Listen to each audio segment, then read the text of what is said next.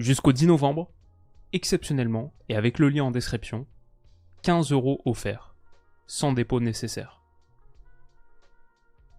Les amis, bienvenue, j'espère que vous allez tous très bien, j'espère que tout le monde passe un super début de semaine. Les gars, très content de vous retrouver parce que c'est une magnifique, encore une belle semaine qu'on a devant nous. C'était un sacré week-end aussi. Et alors j'ai été très content parce qu'on faisait un petit point sur la série A avec Stan et il y en a un autre qui arrive dans quelques jours. Un point un peu plus drafteux. Mais ça a été encore une folie en Italie. L'Atalanta qui bat Naples à Naples 3-0. La Fio, et oui, de Moise Kean qui enchaîne. Bah, ça fait qu'on a un top 6, 7, parce que la Lazio a un match de retard, qui est assez dingue. Naples 25, Inter 24, Atalanta, Fio, Juve, tout le monde qui se tient en quelques points. En Italie, c'est la folie. Et aussi, on a fait un truc avec Stan sur les équipes à suivre. Et j'étais content, j'avais parlé de Nottingham Forest. Franchement, on aurait pu faire un truc sur Bournemouth aussi. Bon, c'était avant qu'ils battent City ce week-end 2-1. Mais après avoir fait tomber Arsenal et Aston Villa, encore une victime au tableau de chasse des Cherries. Il y a vraiment beaucoup de petites équipes sympas, je trouve, sur ce début de saison en Europe. Et bon, ça c'est un premier truc, mais en ce moment, cette semaine, ce qui fait kiffer, c'est la reprise de la Champions, J4, de cette nouvelle formule de phase de ligue. Le classement pour l'instant, alors vous l'avez ici avec Aston Villa, Liverpool, City, les 3 Anglais aux 3 premières places, mais ensuite... Cocorico, Monaco, Brest, 4e et 5e, Leverkusen, le Bayern, Inter, Sporting pour compléter le top 8, quelques autres. On va parler de tout ça, et c'est vraiment une énorme journée parce qu'il y a 6 matchs qui m'intéressent au plus haut point. D'habitude, on fait pas 6 matchs, 3, 4, mais là, il y en a vraiment 6. Il y a ne serait-ce que 3 équipes du top 9 qui s'affrontent l'une l'autre. Donc vraiment des folies dans tous les sens, vous l'avez vu en intro, si ça vous intéresse, l'offre spéciale là, de Winamax, elle dure jusqu'à la fin de semaine, il n'y a pas besoin de carte bleue, pas besoin de faire de dépôt, donc profitez-en, c'est vraiment quelques jours encore, avec le lien en description, vous avez 15 € offerts, sans dépôt, bien sûr, réservé aux majeurs, interdit aux mineurs, faites attention aux sommes que vous misez, mais si vous voulez vous faire kiffer, moi je ne suis même pas rémunéré sur ces dépôts-là, parce qu'il n'y a pas de dépôt, parce que c'est offert à l'inscription. Si ensuite vous faites un dépôt, oui, je touche une commission. Mais là, franchement, faites-vous kiffer, ne déposez pas d'argent. Si vous voulez utiliser ces 15 € pour pourquoi pas parier sur cette semaine de Champions, le combiné total des 6 matchs là que j'ai choisi s'élève à 54. Partez plutôt sur vos intuitions. La semaine dernière, mes pronos Champions étaient très mauvais, comme souvent. Donc voilà, c'est moins une question prono, plus une question preview. Et la première affiche que j'ai envie d'analyser, ouais, c'est le choc des titans. Il y en a 4 mardi soir et 2 mercredi soir. La première, ce mardi, c'est le plus grand choc possible dans l'histoire de cette compétition. Real Madrid, AC Milan.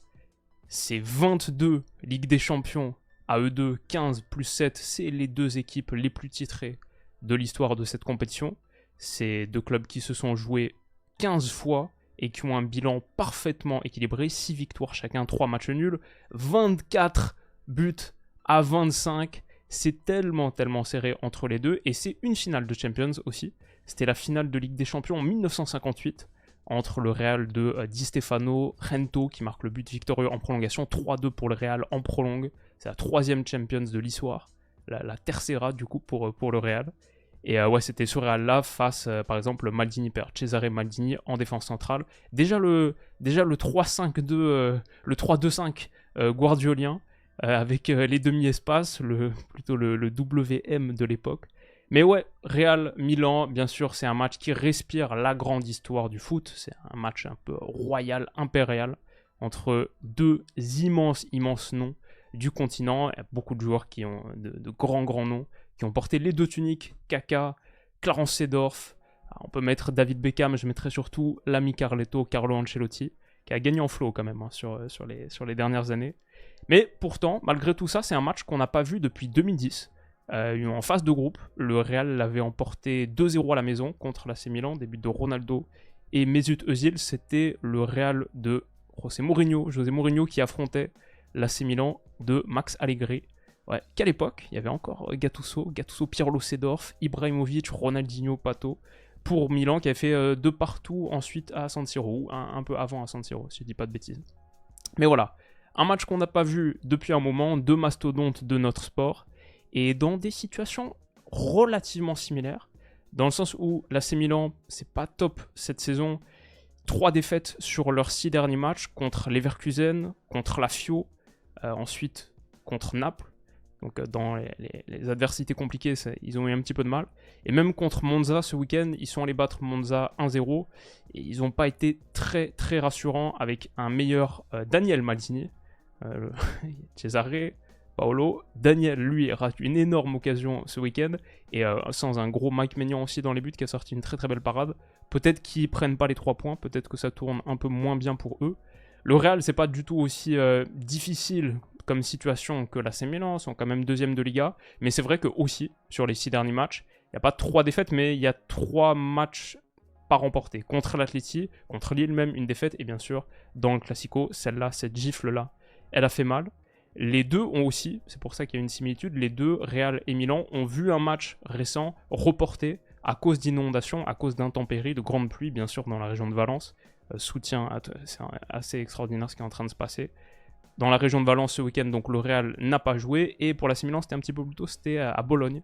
Un match qui sera reporté sans doute en 2025. Donc ouais, pas mal de ressemblances. Côté Milan, ils ont grosso modo leur équipe type, avec j'imagine Morata du coup en pointe, qui aussi va retrouver le Real Madrid. Et pour le Real par contre, il manque toujours pas mal de monde. Bien sûr Carvajal, Alaba, Courtois, peut-être pourrait revenir, mais je pense pas. Rodrigo est incertain, Rudiger peut-être reviendrait à temps, mais en tout cas, ouais, il y a des doutes sur ce 11. Et ce Real qu'on n'a pas revu donc, depuis la grande déroute au Santiago Bernabéu contre le Barça, Vinicius qu'on n'a pas revu depuis l'imbroglio Ballon d'Or, je les imagine extrêmement revanchards, furieux. Ils ont des défaillances tactiques assez fortes qu'on a observées sur ce début de saison, que le Barça a vraiment exposé, mis à vif. C'était bien sûr tout ce qu'on se souvient, le manque de pression et du coup le 4-4-0 face à la sortie de balle adverse, compliqué, dans la défense de la profondeur aussi difficile, encore plus sans Carvajal avec Lucas Vazquez, second poteau, parfois compliqué, mais toutes ces défaillances tactiques, je ne sais pas si Milan a véritablement ce qu'il faut pour les exploiter. Donc, si on regarde niveau cote, le Real est considéré encore la maison comme net favori, ils sont à 1,43. Je pense que je les vois le faire, rebondir après la gifle du Classico. Et comme buteur, ouais, tout le monde, je crois, sent à peu près la même chose. Vini qui est à 2,20. Même beaucoup de gens qui partent sur le triplé à 4,80. J'irai peut-être pas jusque-là. Mais ouais, je crois qu'il va revenir avec l'intention de faire très très mal, extrêmement revanchard. Et je vois une victoire du Real, je dirais 3-1 dans ce match, côté à 9. La deuxième rencontre qui m'intéresse, un duel de nordistes. On va en France et on retrouve un Italien, c'est bien sûr Lille-Juve. Gros match entre deux équipes qui ont pris quand même un petit pactole de points, 14e et 15e, 12 points à eux deux. Lille assez impressionnant, hein, franchement, depuis la fameuse série de 4 défaites d'affilée là qu'ils avaient fait contre Slavia, Paris, Saint-Étienne, celle-là elle avait piqué, et le Sporting Portugal au Portugal à Lisbonne. Depuis, ils ont enchaîné avec 8 matchs consécutifs sans perdre, et dans le lot, bon bah quelques belles bêtes accrochées au tableau de chasse, les deux Madrid, le Real 1-0, l'Atlético 3-1. Et qu'est-ce qu'ils ont fait? Ils ont fait des nuls aussi contre Monaco, contre Lyon ce week-end. Ils sont allés l'emporter dans le derby du Nord à Bollaert la semaine précédente. Aujourd'hui, la réalité c'est que Lille est top 4 de Ligue 1 et donc en première partie de tableau de Champions, 15e sur 36. Plutôt un bon début de saison quand même pour les hommes de Genesio. Contre une Juve qui est juste une petite place au-dessus, qui a été battu par Stuttgart 1-0 dans le dernier match de Champions, et ils avaient été vraiment en très très grande difficulté. Et ils avaient quasiment pas vu le jour dans ce match, c'est leur pire match de la saison clairement. Par une Juve qui avait été secouée contre Leipzig, 3-2, victoire un peu à l'arraché, contre le PSV Eindhoven aussi, franchement, PSV les avait un petit peu mis dans la difficulté, même s'ils étaient bien ressortis. Une Juve qui a été bien sûr secouée par l'Inter, mais qui est revenue, à chaque fois qui est revenue. Je trouve que cette Juve, dans ce match qu'on a analysé bien sûr la semaine dernière, je trouve que cette Juve montre quand même pas mal de résilience, et je leur trouve plus de potentiel offensif que la narrative du début de saison le suggérait. Par contre, je leur trouve un peu moins de force défensive aussi que la narrative du début de saison le suggérait. Quand ils enchaînaient les 0-0 et tout, moi je voyais une équipe qui était peut-être un petit peu plus fragile défensivement, et par contre offensivement pouvait se procurer des occasions. Je dirais défensivement, surtout depuis la grave blessure de Bremer, là, ça Ça les a mis vraiment, vraiment en souffrance. Ça change beaucoup de choses pour eux. Bien sûr, Danilo qui le remplace, c'est un peu difficile. Ça a été mieux ce week-end quand ils ont mis Kalulu et Gatti. Contre Udinese, là, ils l'ont emporté 2-0 en déplacement. Kalulu et Gatti côte à côte. Ça, c'était plutôt cool. Et la très, très bonne nouvelle pour eux, pour moi, c'est pour eux, mais à mes yeux, c'est le retour dans le 11 de Coupe Miners, qui avait été déjà remplaçant. Il avait joué 30 minutes, je pense, à l'avant-dernier match. Et là, il est revenu titulaire, a joué les 90. Toujours pas de but pour lui en tant que Bianconero, mais il fait tellement du bien, que ce soit sur la pression, la fluidité, je trouve, des mouvements offensifs de la Juve. Et il apporte beaucoup. Et son retour, ouais, je pense pour Thiago Motta, c'est pas mal.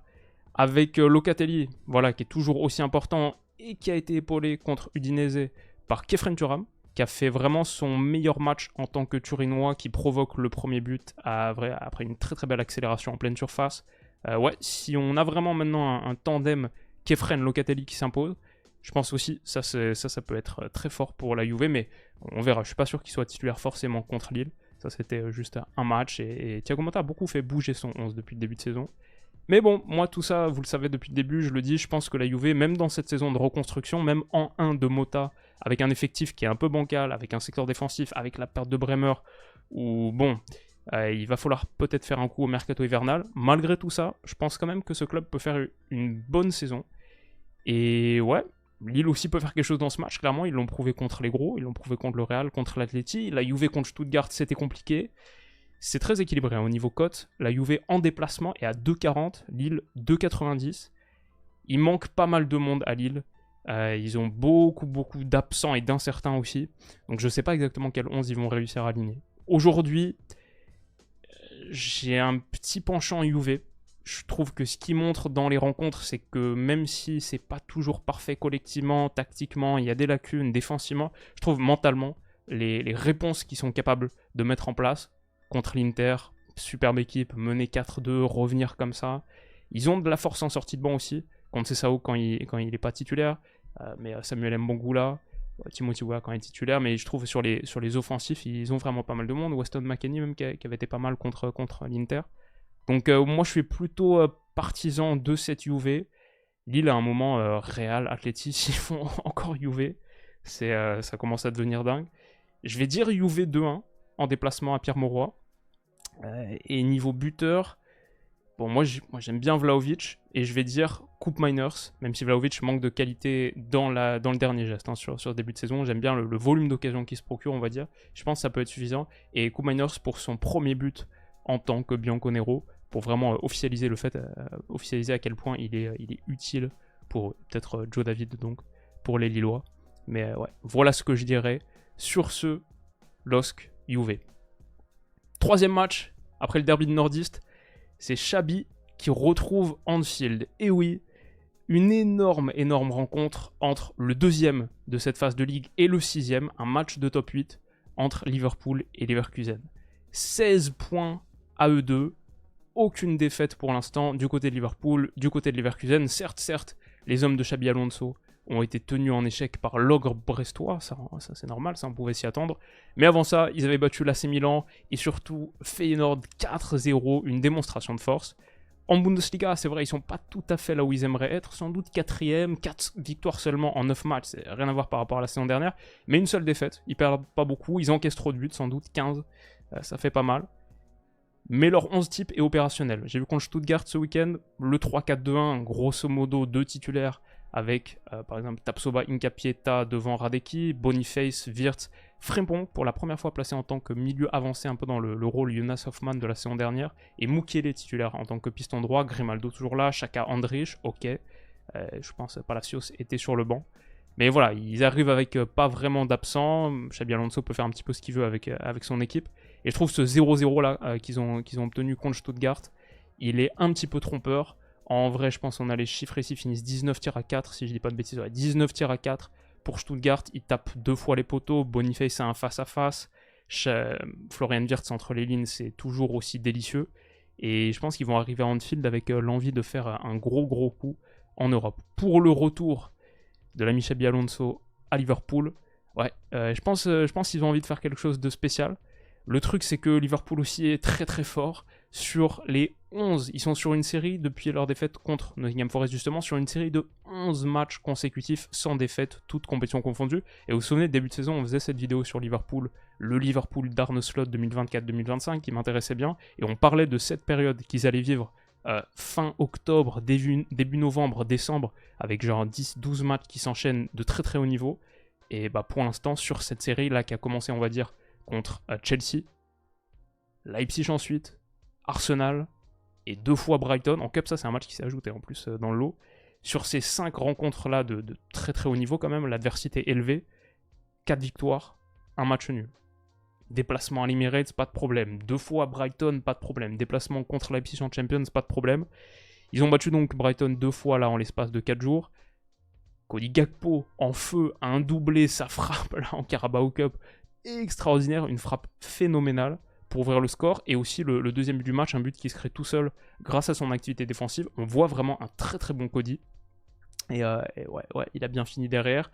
Et en plus, là, en Première Ligue, c'est lui qui a permis d'égaliser avec un centre qui n'a pas été repris, un peu heureux, mais ouais, de belles minutes pour Gakpo. Et ça, là, bien sûr, a marqué le but de la victoire, le but du comeback, pour clore le comeback, une dinguerie totale. Mais ouais, ce Liverpool de Slot, franchement, grâce à la défaite de City contre Bournemouth, ils ont pris donc 2 points d'avance en tête de l'APL. Ils ont pris 7 points d'avance sur Arsenal, par exemple, qui est 5ème, si on regarde un petit peu le top 3 des dernières saisons. Et ouais, c'est juste pas mal du tout pour cette équipe, qui a tout le monde à peu près dispo, si je dis pas de bêtises. Ils sont aussi en Ligue des Champions sur un 9 sur 9 contre Milan, Bologne et Leipzig. C'est une des 2 seules équipes de cette Champions qui a fait le perfect pour l'instant. Donc attention à Leverkusen, ça va être un très très gros match. Franchement, Liverpool-Leverkusen, c'est un énorme match. Mais je vois quand même Liverpool à la maison le faire. Ils sont favoris 1,68. Beaucoup de gens partent sur eux. 80% des gens, ok. Salah est tellement en feu en ce moment que buteur à 2,15, je trouve que c'est assez attirant. Et je vais dire à la fin 2-1 pour Liverpool. C'est à 7,25. Mais je pense que ça peut être gros match. Ça peut partir dans tous les sens et être un 3-2 aussi. Leverkusen peut le faire, pourquoi pas. C'est vraiment... ouais, ça, c'est un match kiffant. Ça inclut pas de club français.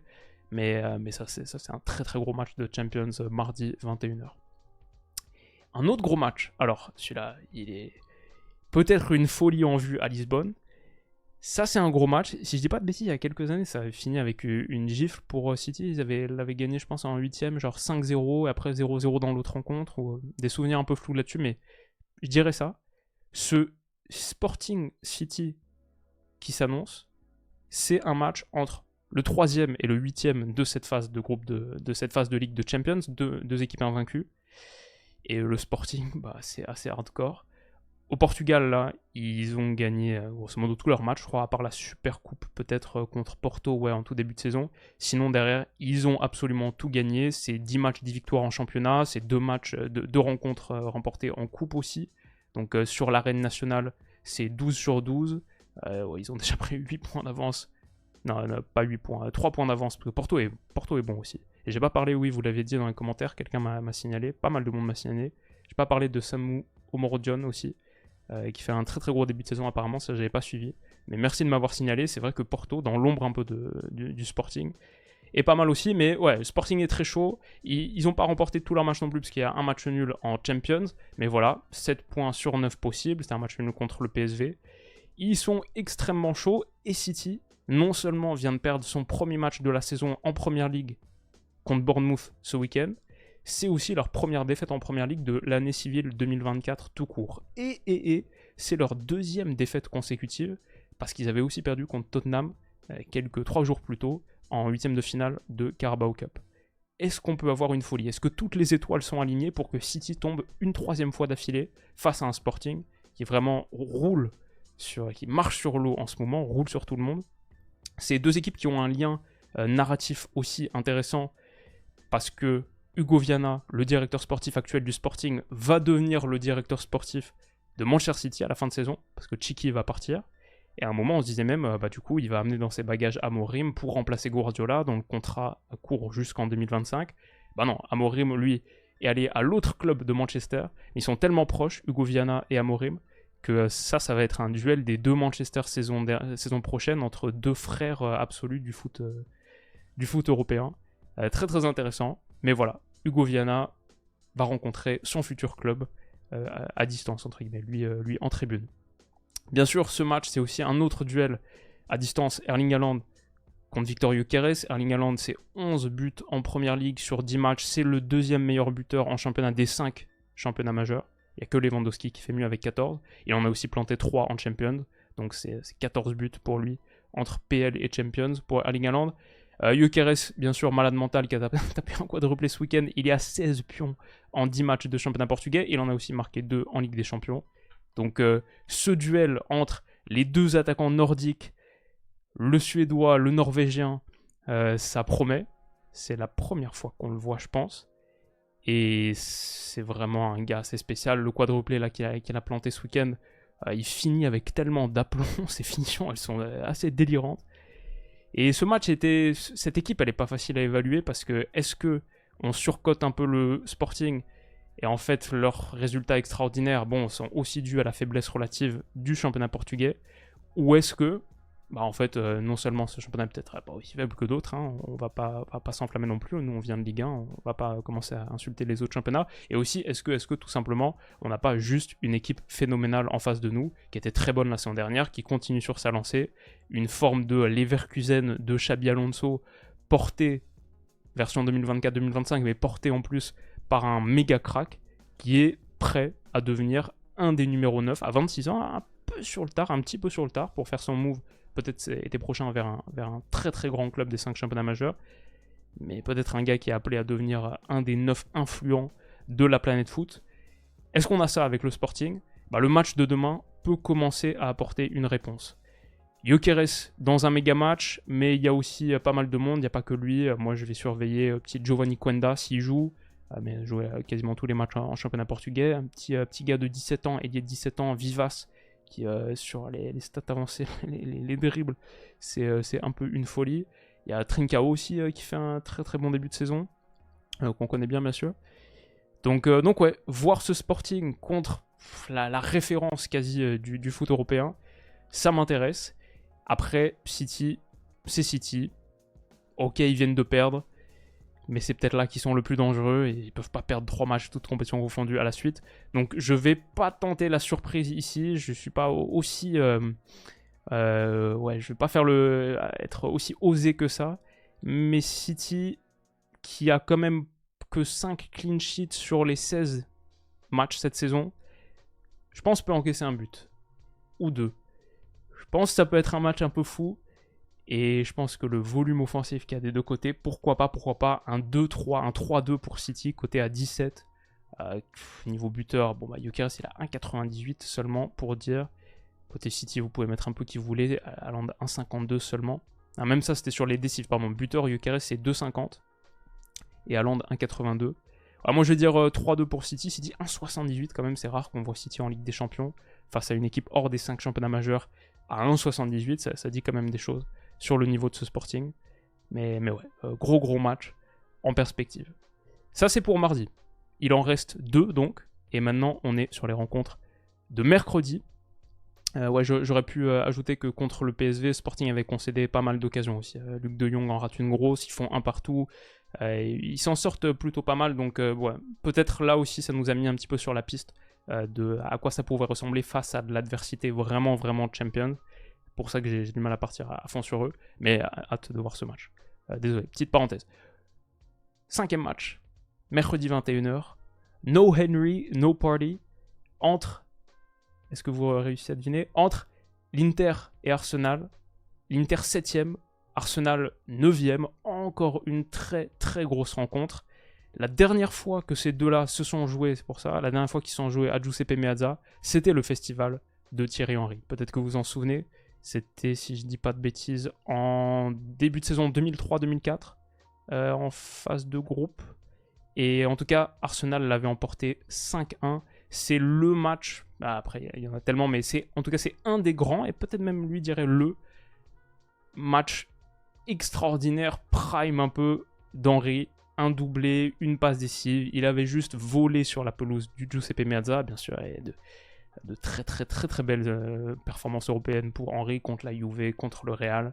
l'année où bien sûr ils vont en finale ensuite contre le Barça, etc. Mais ce match-là, cette victoire 5-1 d'Arsenal contre l'Inter, c'était un énorme moment. Et je pense pas que ça donnera ça mercredi.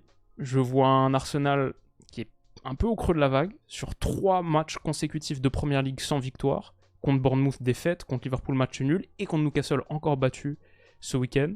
Et peut-être petit début de crise pour Arsenal. Edu qui va partir, ça a été annoncé là il y a quelques heures, directeur sportif bien sûr. Si vous avez vu le All or Nothing d'Amazon sur la première saison là avec Arteta ou la deuxième, on voit son rôle hyper influent.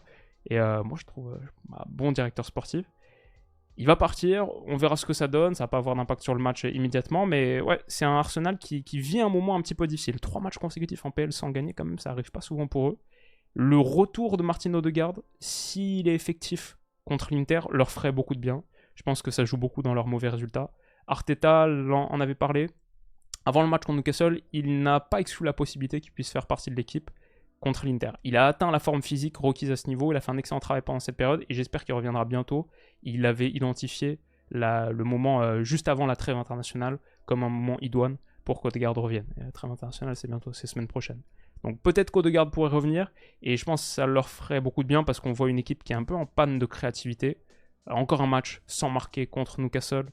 Et en plus, avec l'absence de Ben White, en ce moment, il est rentré à la fin de match, mais il n'a pas 90 minutes dans les pattes.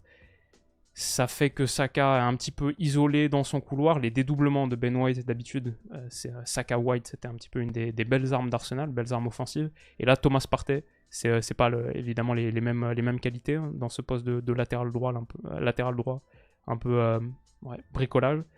Donc, avec tout ça et sans Martin Odegaard, heureusement, il y a des choses comme par exemple les percées de Declan Rice qui continuent de produire des dépassements de fonction assez spéciaux. Mais ouais, c'est un petit peu difficile sur la créativité et sur ouvrir des espaces offensivement sans leur petit magicien norvégien. Ils ont quand même 7 points en Ligue des Champions avec des victoires contre le Shakhtar, contre Paris et un match nul contre l'Atalanta, 7 points avec aucun but encaissé.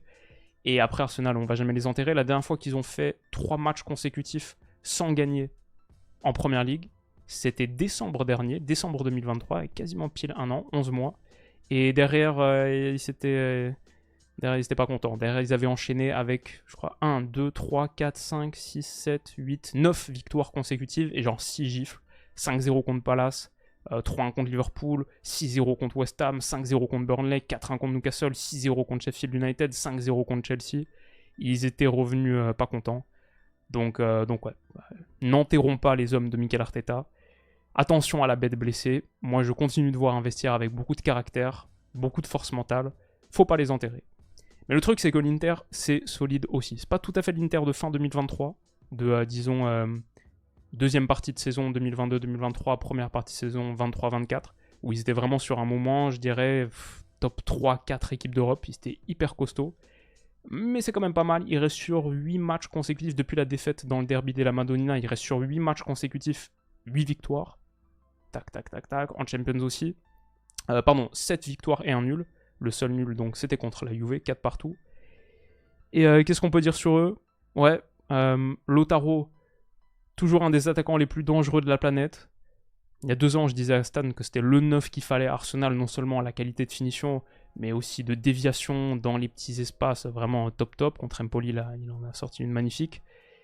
Et qu'est-ce qu'on a ? On a Marcus Thuram aussi, qui est 2e meilleur buteur de Serie A avec 7 pions. Ça fait un très très beau duo. L'Inter, on les connaît, les bandits d'Inzaghi. Ils sont toujours aussi dangereux. Di Marco, sa patte gauche, le 2e joueur avec le plus de centres en Europe, aussi parce qu'il tape les corners, mais pas que. Le nombre de ballons dangereux qu'il met, ça devient un but pour Lautaro Martinez au second poteau ce week-end contre Venise. Ils sont très très forts. Et de bonnes nouvelles pour eux aussi, j'ai vu, dans ce match contre Venise, les retours de Çalhanoğlu qui est rentré et d'Acerbi qui était sur le banc. Donc ça, c'était des absents quand même importants pour eux contre la Juve. Et s'ils peuvent être dans le 11 contre Arsenal, je pense pas mal. De Vrij avait été en difficulté contre la Juve. Et Zielinski c'est pas mal, mais Çalhanoğlu, Akan, Barella Mkhitaryan, ça c'est leur très très bon trio. Donc ouais, c'est un match serré je pense entre l'Inter et Arsenal. En plus c'est à Giuseppe Meazza. L'Inter est à 2,50, Arsenal 2,80. Moi je réussis pas trop à les départager. Et je vais partir plutôt sur le nul, 3-10. C'est pas le truc qui se produit le plus souvent, c'est un peu dodgy miser sur les nuls, mais vraiment c'est deux équipes que j'ai du mal à dissocier. Je pense faut pas sous-estimer Arsenal avec ce qui est en train de se passer récemment. Moi j'avais dit à Stan, en première ligue je vous vois rien faire, mais par contre Champions, je pense ça peut être la saison d'Arsenal. Et pour l'instant, après 3 matchs, ça va un peu plus dans ce sens. Contre l'Inter, attention, pas facile. Et je vais dire un partout. Match costaud, un partout à 5-20. Je vais dire Lautaro buteur qui a 3-15 quand même. Et pour Arsenal, alors on va voir s'il y a un retour de Degarde ou pas. Mais moi je vais dire but de, je vais le tenter, Gabriel sur corner à 9,50. Il était à 15 tout à l'heure, il est passé à 9,50, ok. Ouais, il a montré cette saison encore à quel point il peut être dangereux sur les phases arrêtées. Ça pourrait sortir Arsenal de la difficulté s'ils ne réussissent pas à créer beaucoup d'occasions d'une autre manière. Et enfin, gagner pour survivre, c'est un duel inédit en match officiel. On l'a jamais vu. À un moment, je me disais que ça pourrait être, il y a quelques années, je me dirais ça peut être leur finale de Champions. Paris, Atlético, deux clubs qui n'ont jamais remporté la Champions aussi. Malgré, je pense à eux deux, 4 finales. Ouais, je pense 4 finales. 4 ou 5. L'Atlético, on a 3, je pense. 2 contre le Real et une contre le Bayern, là. 1-1, 4-0, match rejoué. Bien sûr, Paris contre le Bayern en 2020. Ouais, c'est un peu c'est les maudits et c'est les deux équipes les moins bien classées, quasi, à part l'AC Milan, de cette analyse. Le Paris Saint-Germain est 19e. L'Atlético Madrid est 27e sur 36. Ils ont 7 petits points cumulés à eux deux. Ils font un début de saison, un début de campagne européenne décevant et ils doivent absolument se reprendre. Alors Paris, je dirais quand même plutôt mal payé. Ouais, ok, match nul contre le PSV Eindhoven, 1 partout, battu par Arsenal, 2-0. Petite victoire contre Girona, 1-0, but à la dernière minute, Gazzaniga contre son camp sur ce déboulé de Nuno Mendes. Je dirais Paris quand même un petit peu mal payé si on regarde les chiffres avancés par exemple. Leur différence de but sur ces 3 matchs est assez piteuse, moins 1. Par contre, ils ont le 7e meilleur volume sur 36 de différence de XG. Ils ont créé 5 XG, ils en ont concédé 1,2. Ça fait plus 3,8. Quand tu compares plus 3,8 XG à moins 1 de différence de but, c'est, si on pouvait appeler la différence, l'écart entre ces deux données-là, pour moi c'est un peu l'indice de malchance, d'inefficacité on peut dire, mais ouais, de manque de réussite au sens large. Bah, cet indice-là, moins 1 à plus 3,8, ça fait 4,8, c'est le pire de la compétition de très très loin. Et le manque de réalisme du Paris Saint-Germain, on l'a vu, on le voit depuis un moment. Avant le but d'Hakimi, là, l'autre jour, contre le PSV Eindhoven, ils n'avaient pas marqué sur leurs 94 derniers tirs en Ligue des Champions. Or, le contre son camp de Gazzaniga, la plus longue série sans marquer depuis qu'Opta collecte cette donnée 2003-2004. Donc ouais, des difficultés offensives. Dembélé, par exemple, qu'on voit ici, c'est le plus gros nombre de tirs par 90 minutes de la compétition. 7,5 par match. Un total de 14. Ils ont et sur ces 14, pour Dembélé, bah, y a évidemment 0 but et il y a seulement 3 tirs cadrés. Ils ont touché les poteaux, quoi. C'était 14 fois en Ligue des Champions, je crois, la saison dernière. Et si tu combines avec le début de saison actuel, c'est un chiffre assez fou. Ils ont un Kanguini, même si tu tapes les corners, qui a 10 passes clés, c'est numéro 1 de la compétition. Ils ont un Achraf Hakimi qui est aussi numéro 1 de la compète en possession progressive. Ousmane Dembélé, numéro 2 de la compète en chevauché dans la surface de réparation. Donc, ils se procurent des situations. C'est plus à la finition que c'est difficile. Mais honnêtement, le plus choquant, c'est peut-être même pas la sous-performance offensive. C'est en vrai un peu la sous-performance défensive.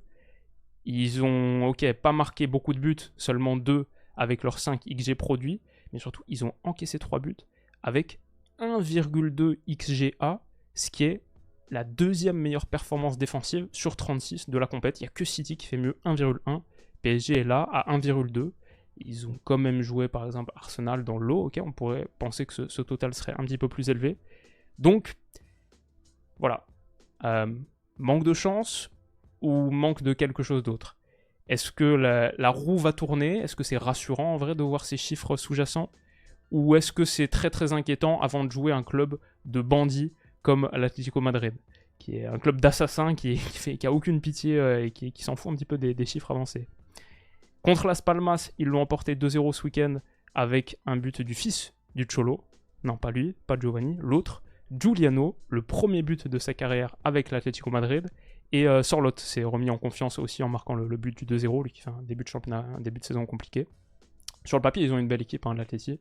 Quand je vois par exemple, tu peux aligner Griezmann, Julián Alvarez là en haut du 4-4-2. Barrios est revenu aussi. Donc sur le papier, c'est pas mal.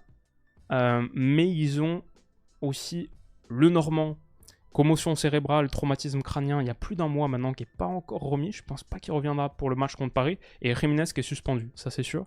Donc ils pourraient avoir leur charnière centrale, les deux meilleurs, out contre Paris. Ce qui va conduire à une défense un peu expérimentale. Par exemple, l'anglais, ok, qui est revenu.